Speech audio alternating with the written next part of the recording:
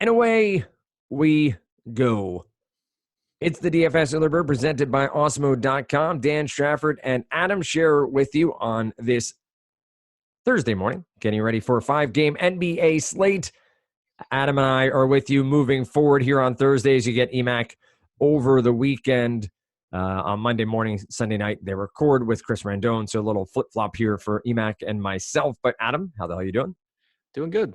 Wednesday was a pretty fun basketball day. Just, we had the Rockets Clippers game, which was pretty fun to watch. Looking forward to a new slate. A new slate.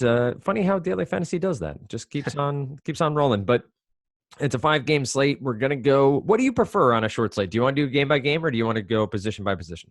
We can go game by game. All right, let's do that. And we'll use the lines that are available to us thus far. I think I've seen 3 out of 5 on this slate. I know Clippers, Pels, I haven't seen. And then the late game, the Nets, Nuggets, I haven't seen a line as of yet. But we'll use them where we have them. We'll talk through top plays in each game, what Adam's looking at. Of course, don't forget, you can always find Adam on the Deeper Dive. That's 5 p.m. or typically 5 p.m. on each and every day, for the most part, when it comes to the NBA slate, Monday through Friday. That's with Dave Lochgren, Lofty_D, LOUGHY_D. Of course, I'm obligated to spell it out every time I say it, just so everybody knows. And then you get the Live Before Lock with the rotating cast of characters from Awesemo.com. That's all free and in front of the paywall over on YouTube, as well as the NBA Strategy Show, which is coming up on Thursday morning. So let's dive in. We get Dallas. We get New York. I got to dive in here with, I know the question you are anticipating the most. How much of the revenge narrative are you playing of Kristaps Porzingis returning to Madison Square Garden? Oh, man. Yeah, seems like he seems like a really, really hateful guy. So should be a great play. Right. Well, let's be honest. He is $6,900 on DraftKings. So this is a talented guy in the past that we have, and narrative be damned. We've played at much higher price points when he was at his zenith with the Knicks. It would seem like a plus matchup from a fact of the matter that the Knicks are not very good defensively. They have some bodies in the front court that can do some damage, but no one that I would say is necessarily an absolute stopper against a guy like Porzingis. He stands out a bit at that price point. You have Doncic at $10K even. Is Porzingis, even though we can dismiss the narrative, is he on your radar here in this game? Yeah, I think he's a great play. It just has nothing to do with the fact he used to play for the Knicks. He's cheap, like you said. He's playing 32 to 34 minutes in competitive games. The front court of Bobby Portis and Julius Randle is not particularly intimidating. Taj Gibson can hold his own defensively, but still not concerned about anything that the Knicks are going to throw at Porzingis. And he's just really cheap. Second on the team in usage behind Luka. So I expect him to be one of the higher owned guys on the slate. One of the higher owned guys for me, most likely. Yeah, that would make a ton of sense at this price point. DraftKings pricing has been a little bit of a fluid situation on the year. We've seen guys like Simmons, who did not perform but was way down cheap, seemed like a possibility to have a big game against Orlando, but from last I checked, did not here on Wednesday night as we record. But nonetheless, seems like Porzingis in a great spot. How do you handicap the rest of this contest, though? Do you see any upside from any of these Knickerbockers or other Mavs, or is this simply find the cheap price point with Porzingis and move on? From the Mavs, I think it's pretty much Porzingis and Luka and move on. Luka obviously a great play anytime he's on the floor. As far as the Knicks go, Mitchell Robinson's questionable. If he comes back, that obviously just makes the front court rotation even messier. Beyond that, though, you have Julius Randle at an affordable price tag. He's someone I've been playing a lot lately. He just hasn't really put together really good games yet, but the usage is there, even though it's not quite as high as we expected coming into the season. It's still been there. He leads the team in assist percentage, potential assists. So I still think that he has some really good games coming, and his price tag's cheaper than it should be. Beyond Randall and, I guess Barrett, if you wanted to look to him because the minutes are secure at least, it gets pretty messy when you get to the backcourt. You have Dennis Smith Jr. back. That potentially will take minutes away from Ntilikina at some point. There's not a whole lot to like, I don't think, outside of Randall and maybe a little bit of Barrett. It is funny to see if anyone's over on Twitter and listening to this. Apparently, Austin Rivers was calling for his dad to get teed up in the Houston Clippers game. Yeah, actually just saw that clip too. Yeah, that's pretty amazing. That's good stuff. I'm sure Thanksgiving will go really well for them. Nonetheless, we continue on, and I will point out our sponsor here on the DFS Early Bird is Yahoo. They have the 200K baller coming up for NFL this weekend. That's a $10 entry. They have a $25 entry, 65K baller as well. I'll point out $10 entry to their 25K basketball baller for Thursday night.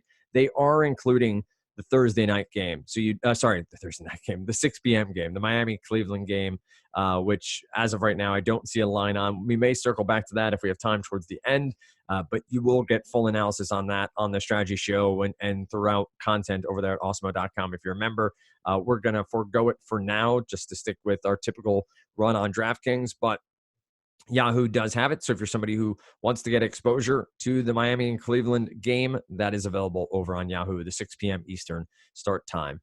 Chicago and Milwaukee is up next. A game that at current I see at 230.5. Milwaukee minus 11.5 against the Chicago Bulls. Double checking here a second source, see if I have similar numbers. 11.5 and 230 over under on the second source. So we take a look at this one, Adam, and clearly you have the talent of Giannis Antetokounmpo at 11.7. That is an expensive price point. The rest of the contest, though, pretty suppressed prices. Bledsoe's up at 7,300. Zach Lavine carrying that Q tag after rolling an ankle in practice on Wednesday. He's considered probable, but always keep an eye on that. How do you break this one down? Who do you see as some of the better plays? I'm sure I'll be going right back from the Chicago side to Lauri Markkanen, who I'm going to just lose all my money until he has a good game. The rotation still looks really good for him. He disappointed against the Knicks in their last game, but you have to keep in mind that he probably lost some playing time towards the end of that game because of how the game went. It was a competitive game going into the fourth quarter. Kobe White scored 23 points off the bench in the fourth quarter alone, had 7 3-pointers. So you saw Jim Boylan kind of just leave that second unit out there longer than he normally would have. Thaddeus Young actually played more minutes than Markkanen did in that game. But the thing that I really liked to see was that Luke Cornett still got no minutes off the bench. Markkanen was the backup center behind Carter once again. Eventually, that's going to lead to big games for Markkanen. It's more rebounding opportunities. It's just a more productive position. It was worth one thing I did notice was that you saw a lot of Markkanen boxing out and like Chris Dunn grabbing rebounds. It kind of reminded me of like Brook Lopez back with Josh Hart from the Lakers. So that wasn't great to see. Like if Markkanen's not going for the rebounds himself, obviously it's not as useful as he's playing center. But the other good thing about him getting the center minutes is that he goes from it being difficult for him to play much more than like 30 or 31 minutes because Thad Young needs his minutes. It opens up a few more minutes. So I think that in competitive games where the second unit doesn't break the game open, you're going to get 33, 34 minutes from Markkanen. So I think his price tag is just lower than it should be, as is Wendell Carter's, one of the league leaders in rebound chances per game. His issue has always been and still is foul trouble, but he's priced down for that. So Markkanen and Carter really stand out. Carter last time out played 35 minutes. 17 points, plus minus of 17, plus 17 here. And to your point, just to sort of hammer down on, it was Arcidiacono, Kobe White, Thad Young, Wendell Carter, and Chris Dunn, who were playing at the start of the end of the third, start of the fourth, and they played major minutes. Right. So Markkanen ended up getting short run there of about 3 minutes in the fourth quarter, and that was it before they closed it out with some bench players as they went up big. But context is key. It's really easy to look back at a game and say, oh, I got that one right, when foul trouble kept somebody out, gave somebody else an opportunity. It really does matter to see why things happen, not just that they happened. And so to Adam's point that Markkanen probably missed out on, what'd you say, another 4 minutes of play if that game stays tight? At least. So if you look, the first half rotation was a little bit different than the second half because in the first half, Carter subbed out. Markkanen subbed out first. In the second half, Markkanen did.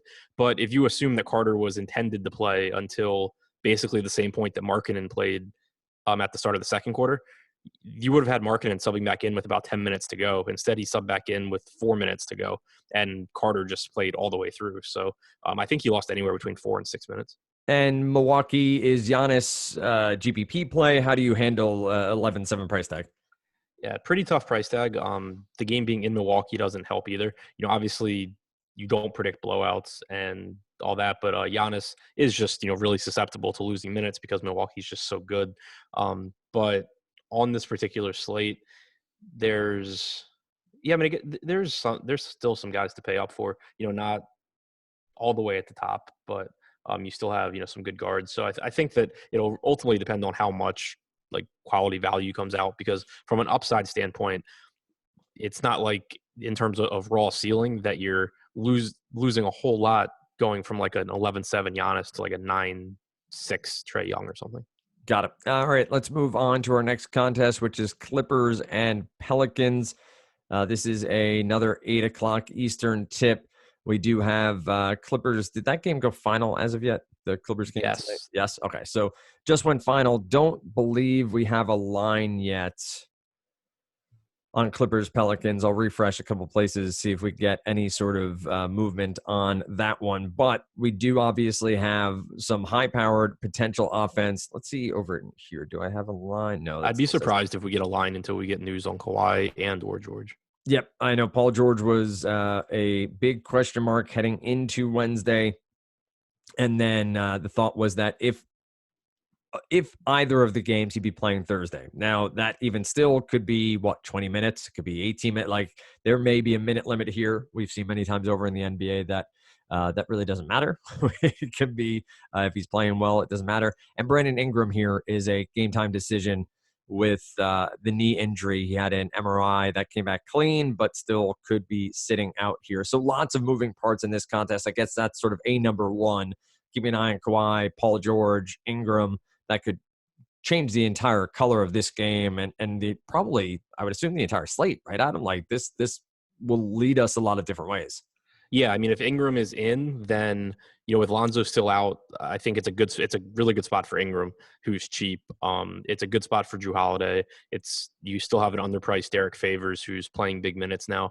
But if Ingram's out, it's just go right back to all the Drew Holiday you can get. He was relatively disappointing in the last game, and by that he still scored like 48 DraftKings points. He shot really poorly. He wasn't really as aggressive offensively as you would like to see. That's something that Alvin Gentry actually talked about after that game, that Holiday needs to get back to looking for his own shot, not just worrying so much about facilitating. If you watch that game, you could actually see it. There was one play where it was in transition, and he just had a wide open lane to the basket, and he just stopped at the 3-point line and looked to like dump it off instead of just attacking the basket. It was just not as aggressive as you're used to seeing. So either way, I think he's a good play, but if Ingram sits, it becomes even better.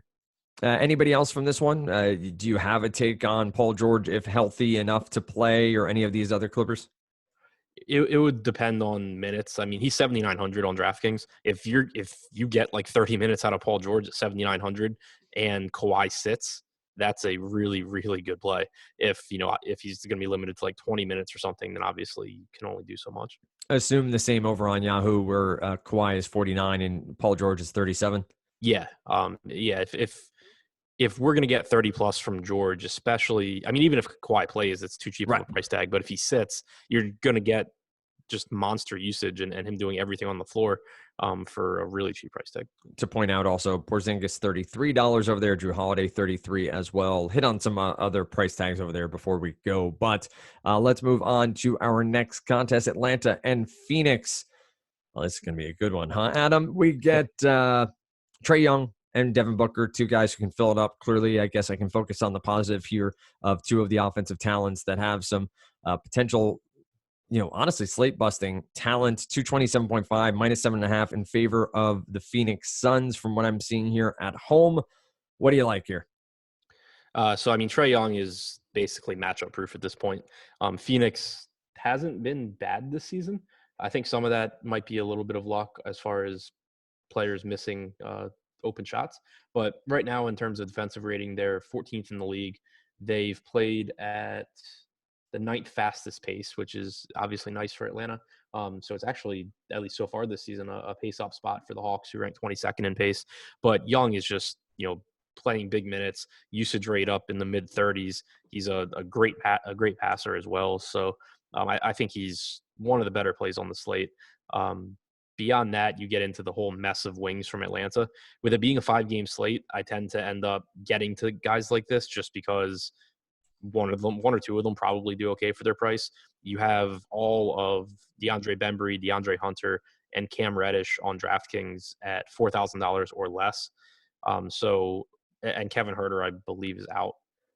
So there are plenty of minutes to go around there. I think Cam Reddish in particular at 3,300 is going to be one of the best value plays on the slate. Yeah, Herter listed as out with a shoulder injury to, again, just hammer home some of those statistics. Trey Young at 35.3% usage. Assist percentage is over 50% it's 50 flat. That's good for 7th or so on the season. He's just getting it done, and it's a situation where he's fun to watch, too. Listen, I play DFS a little differently than Adam. I play for fun, and I want to win, but not playing as a career. I like building lineups sometimes where I just want to watch the games. so Trey Young may make his way into a lineup or two simply because it's more fun that way for me. But he is a delight to watch. And coming out of college, you heard all about, can he be the next Steph Curry? He's his own player, but there are shades there where they just pull up for him anywhere on the court and can hit. So this should be a good one at 9,600. Checking in on Yahoo just to see what his price point is. He's at $45, which is $10 off Giannis. Similar to DraftKings, right? I guess even a little bit more when you think about the ratio of salary. Same price as Irving and 4 more than Jimmy Butler. Does that feel like a decent price point for Trey Young for you over on Yahoo? Yeah, I think there's not really a price point that I wouldn't be okay with Trey Young. Fair. I mean, within reason, obviously. Right. $17,000. Yeah. Brooklyn and Denver is our final game of the night. Another one that I do not have a line as of yet. Of course, the Nets are playing now, right? Or about to play, I think. Is that right? They're off, but They're off? Okay. Kyrie is questionable. Oh, okay. Got it. So Kyrie questionable. Let's get that out of the way. Irving is listed as questionable for Thursday's game against the Nuggets with a right shoulder impingement. That's always fun. So Kyrie is 8,800. This is a game in Denver. Again, don't have a specific line as of yet. You'll see that come the morning when we get more information on Kyrie. Let's dial back a conversation I know you and Dave Lochran had on the Deeper Dive. I know one we had in Slack chat. Nikola Jokic and his athleticism has been questioned this year. Whether or not he's too fat, I guess, to play in the NBA has come up as a Twitter discussion. 20 points, 6 rebounds, 7 assists. This guy is near triple-doubles almost every given night. His usage continues to be pretty solid for the Denver Nuggets. Is this a guy that you're going to roll out there similar to Markkanen? Different price points, I understand, but until he has that gigantic night. Yeah, his price tag, what it really comes down to is that his price tag now factors in every negative thing that people say about him or that I'm going to say about him. His rates are down. The minutes kind of fluctuate. Some games you're getting 34, 35. Other games, he wasn't in foul trouble against the Hawks, but he still only played 30.8 minutes. But you're talking about in terms of talent and in terms of what he can be and probably will be by the end of the season, a 10K plus player at 8,600. Clearly the negatives are being factored in. It's a pace-off spot for Denver. Brooklyn's played at one of the faster paces this year. Denver's been the slowest team in the league. Jokic, just does everything like you said. And it's more or less the same personnel on the team for Denver as last year. So I don't really see any reason to think that his rates don't make their way back towards at least close to what we've seen in the past. So it's just all the negatives I think are accounted for in the salary. All right. So what do you got for the rest of this contest? Let's look at Denver first, then we'll take a look at the Brooklyn Nets. Not a ton else for Denver. Paul Millsap's price has finally come up. Will Barton's price has come up. Gary Harris is Gary Harris. So, whatever if he gets in some lineups, but you're not going to be excited about it. If Jokic gets a lot of ownership, I think that the one pivot you can make and get leverage is Jamal Murray. Murray being such a scoring dependent player, a lot of times you'll see his bigger games. Jokic kind of just doesn't do a lot. So that is one pivot you can make if Jokic is really popular because they should negatively correlate a bit. All right. On the net side of the ball, is this a wait till Irving news comes out and consider someone like a Spencer Dinwiddie or one of the other guards from the Nets, or how do you approach Brooklyn in this one? I think Dinwiddie's a good play either way. Obviously, if Irving sits, his ownership's going to skyrocket, and he just becomes like the best play on the slate. It's a bad matchup against Denver, but he gets a ton of usage. If you go back and look at last season, and you take Karis LeVert and you take D'Angelo Russell off the floor, he just has monster usage, monster assist numbers. He's going to have his minutes staggered with Kyrie, even if Kyrie plays. And he didn't close last game because, I mean, anytime you can close with Garrett Temple in a competitive game, you have to do that instead. Brooklyn lost. Maybe Kenny Atkinson will not be stupid this time. But either way, there's at least a potential there. Like the downside if Kyrie plays is that you could very easily just get another 24-point game from Dinwiddie. But you also could get that 30-point game because there's no actual reason that Garrett Temple needs to be closing over Spencer Dinwiddie. They can very easily run out a lineup that has Dinwiddie at the 2, Joe Harris at the 3, and be perfectly fine. So the fact that didn't happen last game should keep his ownership in check if Kyrie plays. But I still think he's a great play either way. Before you check out any game film for this one, any thoughts on what the best lineup for the Nets is from the center spot? Is it a DeAndre Jordan game because of Jokic, or do you see that Jarrett Allen maybe gets a little bit more run? Reminder, last time out, Allen in foul trouble pretty quickly in that game against Utah, and Rudy Gobert had 5 fouls, I think, midway through the third quarter, if I remember correctly, and sat most of the second quarter because of the same. Do you go to DeAndre Jordan here as a potential play, or do you think this is just a stay away for the most part? Assuming we don't get Jordan starting, assuming that it's still Jarrett Allen starting, I wouldn't go to Jordan. I think that, for one, him chasing Nikola Jokic around the perimeter isn't really something that he's going to do that much of. But also, I think that it seems like the Nets are at least trying to give Allen leash.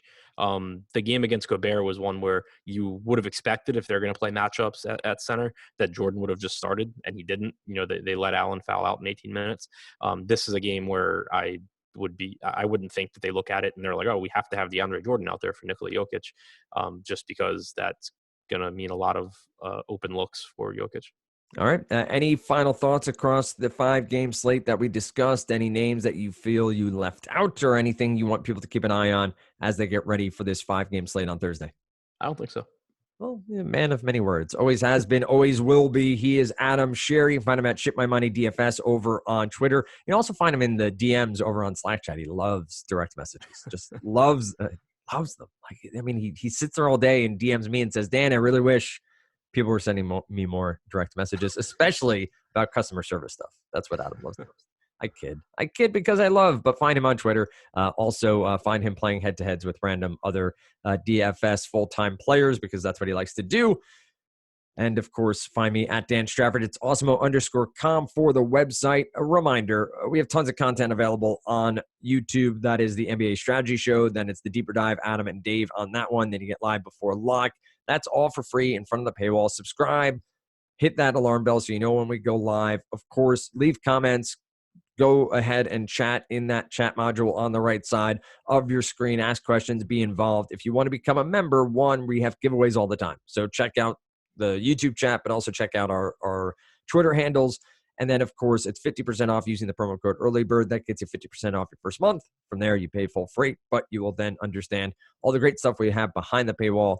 That is the projections, ownership projections, the boom bust rating that Alex Awesemo has been using to start the year. Has been fun to watch and track who he thinks is going to have the most upside to propel your lineups and who you should stay away from a bust perspective. So with all that said, I'll be back with you tomorrow morning with Lofty. That is Friday morning, and then you get Emac and Adam on Saturday, and then we start all over again Monday morning with Chris and Emac. With that said, best of luck in this 5-game Thursday slate. We'll be back with you on Friday morning right here on the DFS Early Bird, presented by Awesemo.com.